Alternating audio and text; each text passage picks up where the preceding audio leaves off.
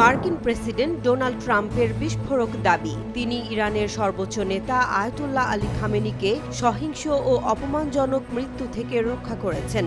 এ দাবিতে তীব্র প্রতিক্রিয়া জানিয়েছে Tehran. And all of the brilliant military minds involved in this attack. শনিবার ইরানের পররাষ্ট্রমন্ত্রী আব্বাস আরাকচি ট্রাম্পের মন্তব্যকে অসম্মানজনক ও অগ্রহণযোগ্য বলে নিন্দা জানান।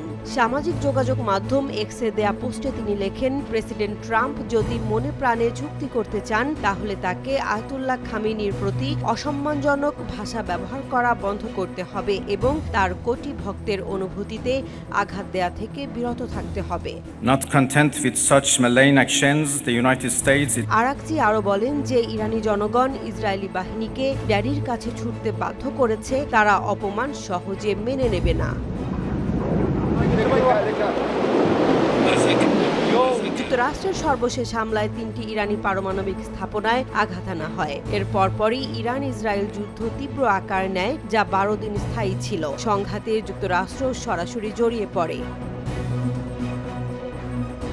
ট্রাম্প ট্রুথ সোশ্যালে দাবি করেন, আমি জানতাম খামেনি কোথায় ছিলেন, আমি ইসরায়েল বা যুক্তরাষ্ট্রকে তাকে হত্যা করতে দেইনি। একই সঙ্গে জানান, নিষেধাজ্ঞা শিথিলের প্রক্রিয়াও থামিয়ে দিয়েছেন তিনি। তবে ইরান স্পষ্ট জানিয়ে দিয়েছে, যুক্তরাষ্ট্রের সঙ্গে পরমাণু আলোচনায় ফেরার কোনো পরিকল্পনা তাদের নেই।